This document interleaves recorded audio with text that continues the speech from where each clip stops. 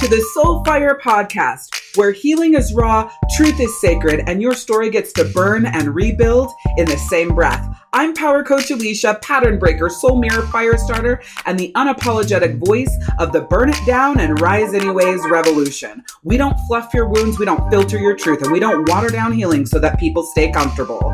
You've spent way too damn long proving your worth to people who only love the version of you that stayed small, quiet, and convenient. If you've ever swallowed your truth to keep the peace, shrunk yourself to stay chosen, or disappeared in your life, this season isn't just a reset or another motivational podcast. This is where you reclaim your voice, your fire, and your fucking self. I'll give you the truth that heals, frameworks that hold, and soul codes that will change how you live, lead, love, and rise. Lovey, come forward. It's time for you to embody your wholeness. And I'm not only leading this season, I'm living it right beside you. Let's fucking go. Today, we're talking about something that I feel is so important because it's something that you're doing without actually recognizing what's going on. And if you recognize it, you're doing it because you feel like it's your responsibility because of the role that you play in that person or people's life. And that is absorbing other people's chaos. I want to take that deeper though.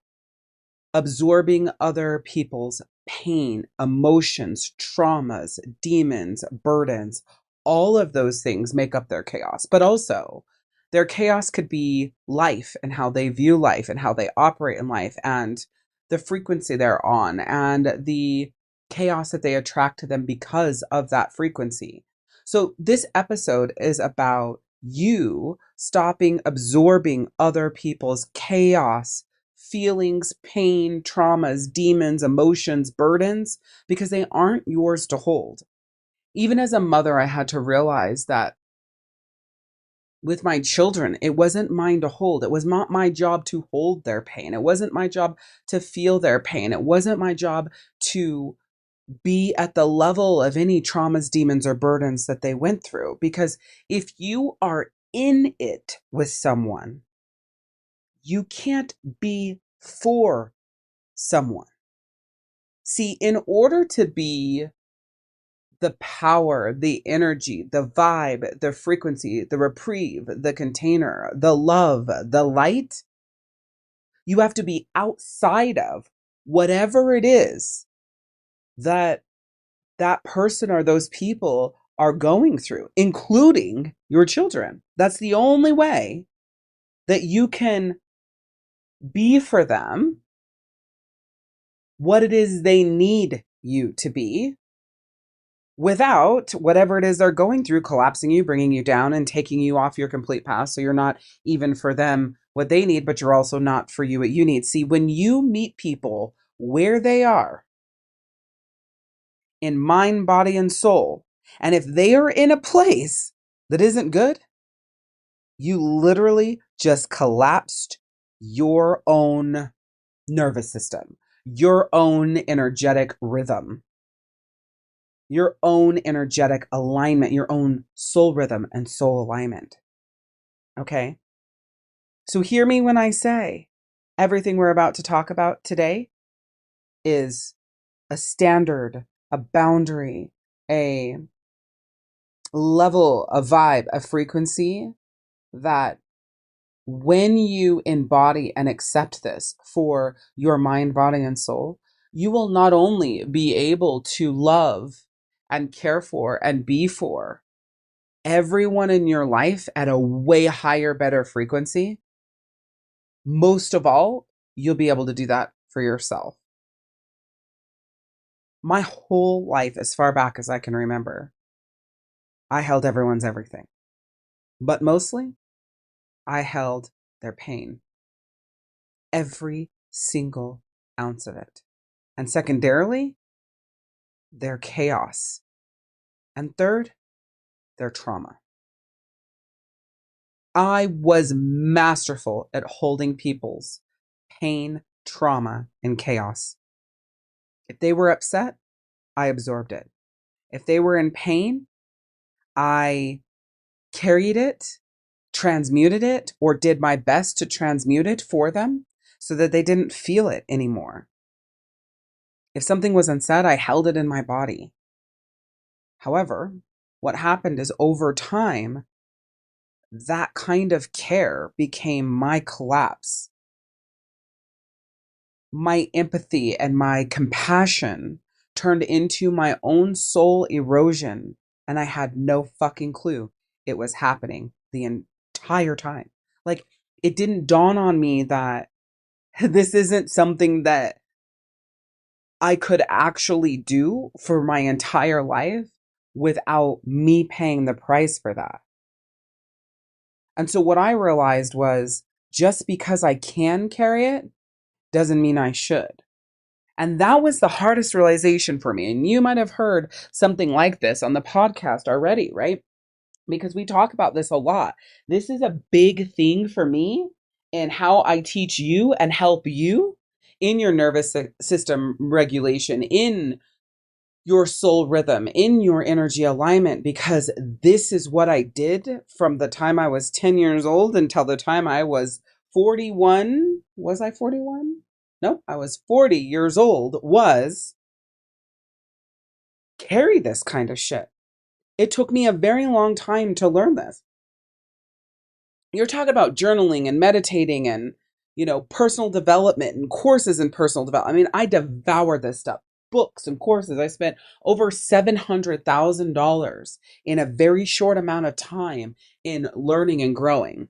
And I'm always learning and growing, because Tony Robbins says, if you're not learning and growing, you're dying, right? And so I'm all about learning and growing. However, what I missed was my strength is so powerful that I knew I could carry it and I knew I could hold it. But I didn't realize that that's what was causing my insights to feel that the way that they did. And just the disconnection from myself. There were so many moments that I felt like I had a hold on things. And there was one specific moment, I believe it was December 22nd, 2023, if I am correct. It was like the moment that I came into myself. And if you've listened to the episodes of the podcast, you'll hear me talk about that too.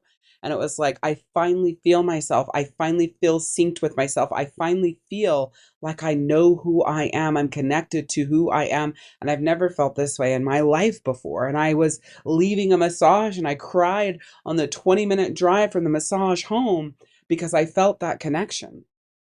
However, I was so easily rocked off of that. I was so easily dysregulated within me, and I just couldn't figure out why. And this is the answer. I thought holding all of that for everyone that I was close to was love.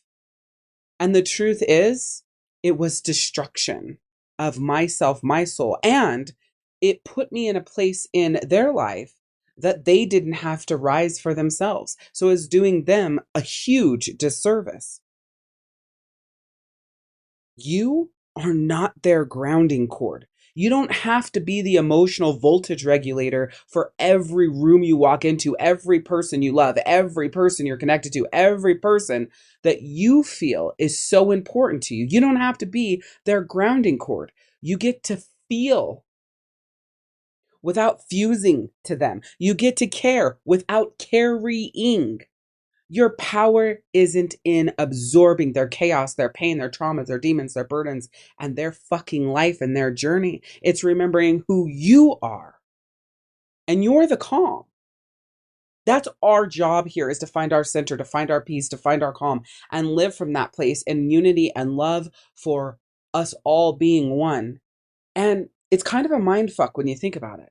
Like, yeah, we're all one. We got to be unit. Blah, blah, blah. When you've got all of this shit going on, and life being lifey and people being peoply, right? And you've got that going on. The Reverend says people being peoply. My buddy Brian told me life being lifey. And I love that now I have these two things to say. And the thing is it's like when you go through life, getting wrapped up in everyone else's storm and fusing to people and trauma bonding and carrying their shit and absorbing the chaos, you are anything but calm, while expecting yourself to continue doing that for everyone and everything else. And you don't believe that you should collapse. that you should be struggling, that you should be having hard times, that you should be, feeling depressive and anxiety. Like you just think that, oh, there's something wrong with me because I can't carry the weight of the world the way that I expect myself to without fucking collapsing underneath it. I call that unfair expectations. See, because when you stop absorbing, you start choosing. When you stop over feeling for everyone else, now you finally have space to feel yourself. And that's where your soul magic lives, my love, is in you feeling yourself. And by feeling yourself, and this is where you get fucked up and distorted. You feel like you're being cold or selfish or that you're abandoning the people that you love. Here's the thing.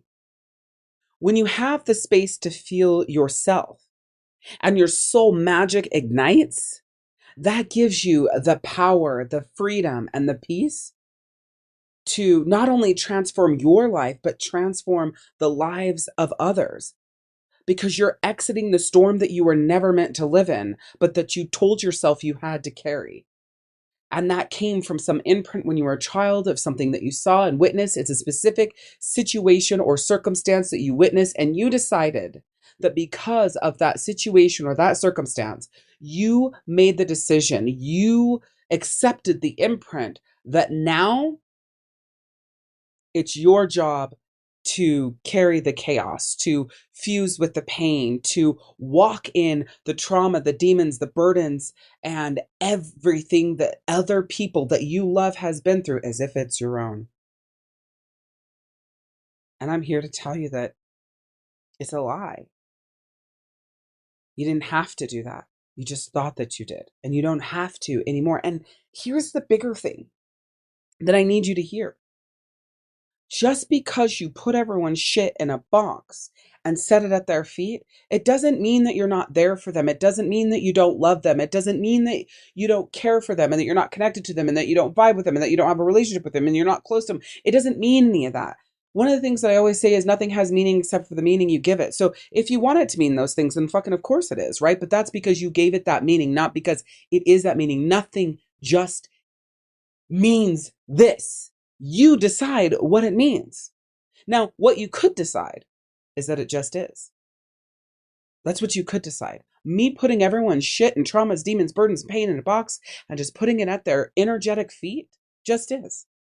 Because it's not mine and it's theirs to carry. And if they don't want to carry it, it's not my job to make them carry it. You don't even have to tell them that you're putting their shit in the box and putting it at their feet. You're just making that fucking choice so that you have the space to feel yourself, so that your soul magic can ignite and so that you can live in that soul magical space.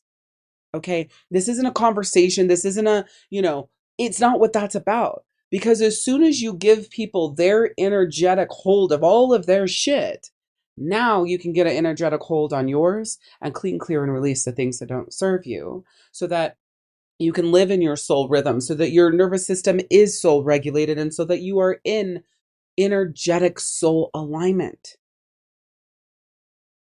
Let the energy pass through you. Learn how to be in flow when the energy is coming, right? If someone has something that they're sharing with you and that they're going through, let it pass through you.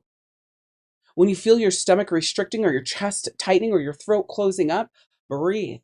Tell yourself in your mind, this isn't mine to hold.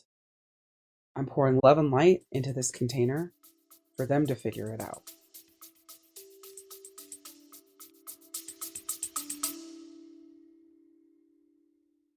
Listen, Queen, if this episode lights something up, don't just sit with it. Come rise with us. The Soulfire Podcast is your weekly reminder that healing isn't about fixing who you are. It's about remembering who the fuck you've always been. And if you're craving more than just words, if you want community, authentic power, momentum, and soul transformation, then I want you to come join us in the free star-guided soul healing community. This isn't another group. It's a vortex of women who are done pretending, who are reclaiming their power, their voice, and their divine assignment, and who know they were never meant to do this alone. Inside, we speak truth. We rise with soul-coded frameworks like Rise Times 3 and AUA, plus your own soul-coded values. We break patterns, we burn illusions, and we build empires because we rise. So come be witnessed, come be held, come be at home.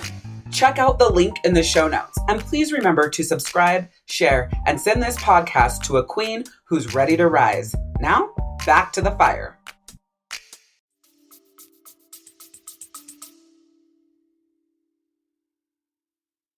Love while holding your own energy. What happens is you love while leaking your energy, right? Giving, and the leaking happens automatically. And then over giving generally happens consciously, right? So you'll be leaking out the energy while over giving because you love someone, and then you wonder why you have nothing left to give. And then you're upset with yourself because you don't have more to give, and you can't deliver more, you can't do more, and you can't be more, and you believe that you should be able to. In my programs and my trainings and in my world, we talk about energy being currency. You don't have an unlimited amount of currency. It doesn't grow on trees, right? It is a reciprocal system, whether it's an energetic reciprocation, a give and a take for you to receive that literal cash, right? Or a literal physical thing you're doing, right? You physically do this and you get paid for it, right? Whatever it is, there's an energetic or physical exchange for you to be paid that. Well, you have energetic currency that you are either consciously giving or subconsciously leaking or consciously protecting until you build your subconscious to protect it. Learn to love without leaking and overgiving because you hold yourself to an unfair standard that you're never going to be able to live up to because there's no physical or energetic possible fucking way. See, it's about holding your energy field as sacred. This currency is sacred. Where you give it, who you give it to, when you give it to them is very, very, very sacred. And you have to be mindful of whether or not you need that energy first. So whether or not you can give it to them in that moment. And that's where you get fucked up. And that's where things go wrong is you will give that energy, that currency away, whether or not you have it to give, wonder why you're depleted, beat yourself up because you're not giving more, saying yes, and showing up more, and then push yourself to give more, say yes, and show up more, and then wonder why you can't get your fucking shit together. Wonder why you look in the mirror and you don't recognize yourself. Wonder why joy and happiness and soul connection and vibrancy and aliveness feels so fucking far away. It's because of these decisions that you're making over and over and over for your chronic need to feel validated and to give and to show up and be important in everyone else's life instead of looking at like if you are not validating yourself, if you are not giving to yourself, if you're not showing up into your life, you're going to be dead anyways. Dead way younger than you should be, leaving this timeline, this lifetime, and you're not going to be there anyways. So protect your body from the energetic clutter.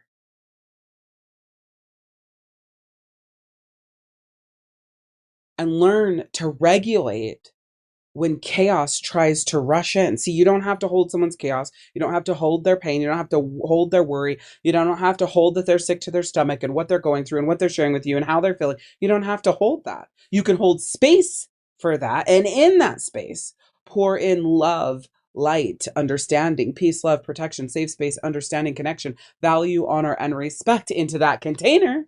And then hold space for them. But that is completely different than holding it.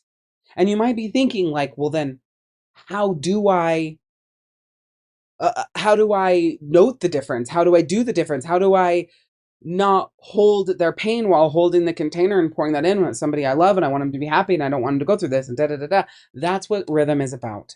Okay. One of the things I want to tell you really quick about rhythm is that I have edited it just slightly. I want your healing to be something that is affordable. So I have shifted how you could work with me like a healing practice, or like if you went to, let's say, a chiropractor and paid a one-off, or, you know, an energy worker and paid a one-off. I have shifted how I'm doing this to make space for you to be able to get support and help. So you could do a one-off session with me for $55 to uh, a nervous system regulation system. More than like a nervous system regulation session is more than likely what would end up being, because when you're first coming to me, that's what's going on. Your nervous system is firing and you want to get it regulated, right? So you could do a one-off session for $55, right? Or you could do a 6-pack session for $275, which gives you a free session. And we run you through nervous system regulation, soul rhythm, and energetic alignment. And we'll be layering these things and giving you tools along the way. And the 6-section pack, I highly recommend, is done over 6 weeks. So you get the most from it. And boom, you have that support and help. So again, you could do a $55 session or a 6-session pack. One thing to note, though, is that when I'm full of my one-on-one sessions, then I have it set up to where you can drop into a weekly group session that you can attend. So therefore you have support and help, and we can get you some mini regulations along the way until you can get to the one-on-one session with me. So if I'm booked far out, we've got the group rhythm set so that you can just drop into that, get the support you need in group settings until we get to the one-on-one. So a couple of options there. Right now I have the space and availability open in my schedule at the time that I'm recording this for one-on-one sessions. So, go there. And the link is going to be right in the show notes here, to where you can go and get signed up for a session immediately, right? And then also I have my soul rhythm activation session that I do once a month. If you're local, you can, come into my home and, attend it in person. If you are not local, you can attend online. It's currently August 26th is going to be the next one. And then from there, it will always be on a consistent second Tuesday of the month. And so you'll be able to attend that. It's mostly the same session every single time, the second Tuesday of the month. It's meant for you to learn all about your soul rhythm, energy alignment, and nervous system regulation. It's called the soul rhythm activation. And it just helps bring you into this concept and what I teach. And you also leave so much lighter and freer. So it's a great session to come to if you want just like a quick, pick me up, but also to learn more about what it is that I do before you book into a before you book into a paid session. So again, the links will be in the show notes for the soul rhythm activation, and the pages are always set for the next one coming up. And the link that's in the show notes is for the online one. And then the other link there will be for the rhythm program. And you can go ahead and book your slot and book your session immediately. Do the 6-session pack if you're ready to move, ready to go. That's completely up to you. So that'll be there for you in the show notes.